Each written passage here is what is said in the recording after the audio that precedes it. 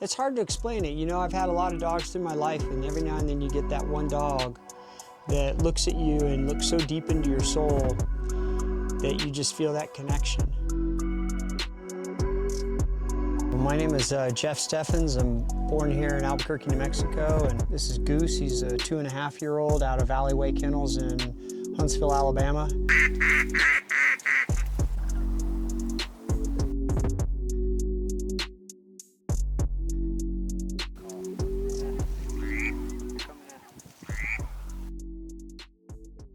He's a 2.5-year-old out of Alleyway Kennels in Huntsville, Alabama.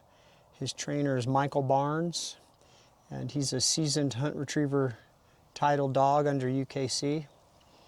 And so he's still pretty young, and he's wanting to rub off all the pond water from today.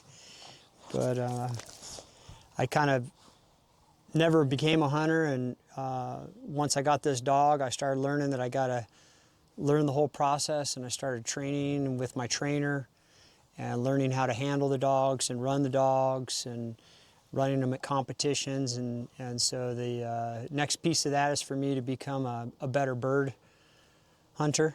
And hopefully early spring he'll have his finished championship title, and we'll just keep going from there. Do you think the training that you go to, is it more for you or more for Goose? You know, the dog has a innate ability to know what he's doing, and he wants to work hard for you. And so a lot of the training is for me to learn how to handle the dog. I think Michael as a trainer probably learned more, or I learned more from Michael on my behavior and the cues that I was giving the dog than the dog needed. As we've gone through the training, I've actually learned a lot, and now I'm starting to train a lot of the dogs at the farm, and it's been a real good time. Geoff, before Boykins came into the picture, like you said, you didn't hunt much, right? I actually came from a competitive triathlon background, so I was racing triathlon all the way up until last year. I retired from competitive racing, and so we got our first Boykin back in 2015-16. We got our second Boykin 6 months later out of Mississippi. The first one was out of South Carolina. And we had a French Brittany at the time that had bad hips, so we didn't do any training with him. And when we got the third Boykin, it was because I had followed South Georgia Waylon Ray out of Huntsville, and that was Michael's dog, and I started getting into it. So this is an offspring of Waylon, and I just said, man, I got to figure this out. And once I started training the dogs, and I said, oh gosh, I got to buy a gun. And next thing I know, I bought waders, a Ranger, a Tundra, a dog box, multiple shotguns, and winger slingers. I bought it all, and so I went all in. So I'm all in the training process now, and nothing's better than being out there with the dog and you guys, and you know, in the mornings, you know, watching the sun come up, and it's just a good time. And so even if you don't shoot any birds, you're out there with your dog and you're just having a really great time. Heck yeah. So you said you've had a few different Boykins. Yes. So take us back before Boykins were apart. Okay. You told me you were sitting on the couch watching the dogs on TV with your wife. My wife was watching the Westminster Dog Show, and there was a Boykin Spaniel out of Texas Trace. And my wife, at that time, we had English Springers and a French Brittany. And before that, I had a yellow lab.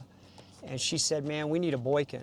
Once she started doing the research on them, found out they're an American bred dog, that they originated in South Carolina, and they're actually the South Carolina state dog. And she really researched the breed, found out that since they're a younger breed, they don't have a lot of health problems that a lot of the Spaniels and a lot of the hunt dogs can have. And so we did more research and ended up getting hooked up with Hollow Creek Kennels out of South Carolina, which is where Texas Trace came out of. And that was our trip to the Boykin Spaniel. And since then, we've been to Boykin Spaniel Nationals in Camden, South Carolina, and competed out there against a Boykin Spaniel only field. And so you got about 1,000 Boykin Spaniels running in all different levels of dogs, and it's a lot of fun. How did those early Boykins, Bug and Bean specifically, shape your love for the actual breed? Just they're goofy, they're quirky, they train easy, they have a natural ability to field birds, they swim like crazy, so it's really hard to keep these dogs out of water. With Bug, he had a really good instinctual hunting ability, so we would spend some time with retrieving. Bean, she's just a great dog. I'll leave it at that. She's my wife's dog. She doesn't retrieve, she runs. She's a good runner. That's about it. But once you start working with the dog and you see that they have a great off switch for at home, they can lay down on the couch and hang out with you all day long. And then if you want to be in the field, they're just great in the field, and they can do upland, they can do waterfowl retrieving, they can do it all. At what point was it where you started noticing that you wanted to start working these dogs? Once I got Goose, and Really? when I went out to the farm, and even for puppy pickup, when we picked him up, Michael had some of his older dogs there, and he did a demonstration. He did basic puppy obedience, and then he showed what the dogs were capable of doing. And I started doing a little more research, and I went, holy moly, these dogs, they can do it all. They can be your best friend. They can go on runs with you. You can hunt antler shed with them. You can do it all. And since then, it just kind of opened that whole world into the Boykin Spaniel. And the Boykin Spaniel isn't your go-to breed. You know, when it comes to field retrieving, Labradors are still the go-to dog. These guys are known as the little brown dog, and swamp poodles, another nickname for them. And they call them the dog that doesn't rock the boat, because they can get in and out of a boat. But then you get the bigger Boykins, like Goose is on the taller size, and he can run with a small lab pretty well. And he's got great speed, he's got great drive, he's a big entrance dog, he jumps into the water, huge dives, and it's been a lot of fun just giving him a good job to do. So he has an off switch at home, he'll lay down. But otherwise, he's my Velcro. You know, if I'm in one room, he's in that room. If I'm going outside to take the trash, he's outside to do the trash. And then he turns it off. But if I have any inkling of a bumper, a leash, or a duck getting taken out of a freezer, he's ready to go work. So you mentioned Hollow Creek and Maddison Boykins and Valley Way specifically with Goose. What made you choose those kennels to kind of work with and kind of focus on? Well, Hollow Creek originally was because they were one of the very first kennels that did a lot of breeding for Boykin Spaniels. So it was Pat Watts. She's still a breeder. And that's where that first dog that my wife saw came out of. Bean was out of Maddison Boykins out of Mississippi, and I think my wife had researched, and the breeder out there, his name was Skip. She just really liked the quality of those dogs, that they had a good ability in the field and good ability at home. And then Valley Way Kennels was the next level up. And once I got out there and I got to see what Waylon was like. And Waylon in the house is a big old cuddly bear. But you take him out in the field, he's all business. He doesn't want to be touched, he doesn't want to be pet, he's there to work.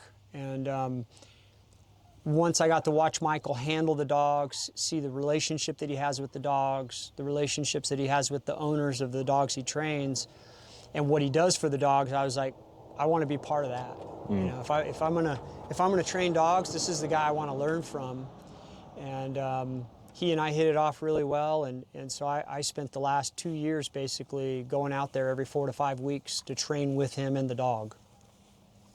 You followed Waylon for a while, and just specifically of Waylon's capabilities, what did you see in him that really wanted you to pick, or made you want to pick from his bloodline? There was this one picture of Waylon on social media, on Instagram. The very first picture I saw looked a lot like Goose, and Waylon was wet, and he was sitting there with his chest out, and the caption said, "Yeah, I lift weights." Or it said, "Yeah, he works out," because he just looked ready to go. And then some of the videos I would watch of Waylon just bringing in these birds, And at the end of the day, just having all these greenheads hanging on the lanyard, it was just like, oh, that's cool. Yeah. And I was like, I want to do that. You know, I had no idea, and it was just, it's been a really fun journey. So you went from watching them on TV to kind of doing your research into these different kennels. Then you found a Waylon, started checking Waylon out and kind of following him along. Yep. And then came Goose. And then we got Goose. What stood out about Goose really early that made you think he could be something special? The very first night we took him home, he was already retrieving balls and bringing them back, and he was only 8 weeks old. And then as he started growing, and we introduced him to feathers and wings and birds, he had that ability. You could just see it in him, and Michael would comment, yeah, he's going to be like his daddy. And then once we got to see how big he was, because at 6 months he towered over the other Boykins who are full grown, and you said to yourself, okay, this is going to be a big dog. This dog's going to be able to work in a field with heavy cover. He's going to be able to work through a swamp that's heavy, and he's going to be a good swimmer. And so we went from there, and that's where we are now. And we saw some of that today in this New Mexico mud. Yeah, that is some sticky mud, isn't it? It's just sticky. We were post-holing in it, trying to dig our way out, and Goose really took after it and just ate through it, man. Oh yeah, no, he's got a big motor, and it's really fun to watch him in the field. He's got great speed. He marks well. He's still young, so we're still working on his blind, working on his casting. I'd say, you know, under the training of Michael, he'll get that ability, and we'll have him titled pretty soon. So you said you traveled to Alabama to kind of train, and some of that was for the dog, but a lot of it was for me. you. Yeah, exactly. And you trained with Michael Barnes with Valleyway. What did those trips really teach you about handling Goose, in particular, any duck dog? That the dog doesn't know what it doesn't know. And until you show it what it's supposed to be doing, it wants to the Goose wants to please you. The dog wants to please you. And so the stepwise fashion of introducing a dog to, you know, force hold, force fetch, making sure that they'll hold it, being able to get that relationship. And right now, with the casting is where you really develop a partnership of the dog, because the dog may be 100 yards away from you, and he doesn't know where the bird is. He hasn't gotten scent on it yet, and you're trying to push him into the direction, so you have to develop that trust. And so you learn that patience, you learn that reward, you learn that behavior that the dog is looking up to you for. And one of the early videos that Michael posted of Goose for his training series was walking Goose on a leash when he was young, and how he would just look up at Michael every 3 seconds, just checking to see, is this where you want me? Where do you want me to go? That's interesting. It was really cool. A really strong desire to do right. Yep. And do the right thing and please the handler. That's really interesting. So you had mentioned that Goose had already started. Goose has his started in season titles. Yes. How does it feel watching your dog at that level push for nationals and finish, man? Super nerve-wracking. I ran him in his started. One of the other handlers ran him to complete his started. He had 4 passes. And then at nationals, because he ran as a novice, I had to run him. And it was so nerve-wracking. And you're not even handling a gun at nationals. With UKC HRC testing, you have to be able to handle a gun, and they're grading you on your gun handling as much as they're grading the dog on his retrieval. That's interesting. And so when Goose got his season title, Michael ran him, and the final pass he had, I couldn't even watch it. I was so nervous that he was going to blow off a whistle or miss a cast, or have a refusal, or drop a bird. And so I was off on the side berm watching him, and he crushed it. And so he got a season in 3 passes. And on that, he was eligible to run a 4th day, so I ran him on the 4th day. And the judges said, the dog made you look good. Because I was a nervous wreck. Just try not to drop the gun or anything like that, or point it at the judge by accident. You know, it was nerve-wracking. Well, for anyone who's watching and thinking about getting their first duck dog, what traits should they be looking for in a puppy and in a kennel to choose their puppy from? Definitely bloodline. I think that you want to look where the dog is coming from, because there's a lot of, you know, and this is where I get kind of on my soapbox. There's a lot of puppy mills out there.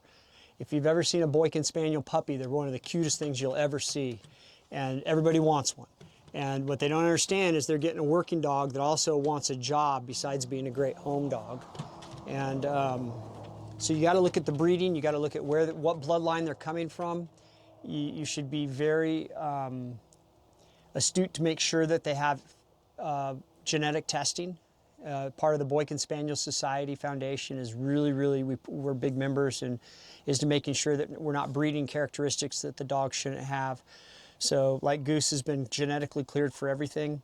And then he's OFA'd for his elbows, his hips, his heart, his eyes. And so he's registered as a stud based on his genetic profile. And so you want to make sure that you're getting a dog with good quality breeding. Second part of that is you got to know what you're wanting the dog for. Are you wanting the dog to be your hunting buddy? Then you probably need to go and find a kennel or a breeder that does a lot of hunting. If you're wanting one for more as a show dog, there's different ones for show dogs. If you're wanting one to just be the best dog you've ever had, you can't go wrong with either, because you'll get the best dog. Yeah, so, you're right about sit. that. Sit. He's getting on me. I promise we're finishing up right now. He's like, I'm ready to go. So looking at your journey from sitting, watching TV, watching these dogs on TV with your wife, and from the moment to the moment you started running a titled Boykin in the duck blind, what does Goose mean to you? It's hard to explain it. You know, I've had a lot of dogs through my life, and every now and then you get that one dog that looks at you and looks so deep into your soul that you just feel that connection. And if he doesn't pick up a bird, if I don't see a bird, if I don't shoot a bird, just being out there with him in the nature and the, you know, it's just great. And knowing that he's my buddy, it's hard, because you know that he's not going to be here as long as a human might be, you know. And so you sit there and you say, every day that dog wants to do something, go do it, because there's going to be a day that comes really quick where he's gone, and if you said, hold on, I can't do that today, you missed that opportunity. So that's why we do it, right, Bubba? Well, Geoff, I appreciate you coming out and hunting with us. Well, that was fun. I know today wasn't great. We got a couple birds. It's New Mexico. Yeah, it's New Mexico. This is hard. And I'm glad we could see Goose in action, and hopefully we can get you back out here before you head off to Alabama. Absolutely. And you guys are always welcome out at our house. We bought a house that's got lots of room. Heck yeah. Well, I appreciate you, Geoff. All right. Thank you. All right, Bubbas. You want to get down? Low pass. Kill those birds.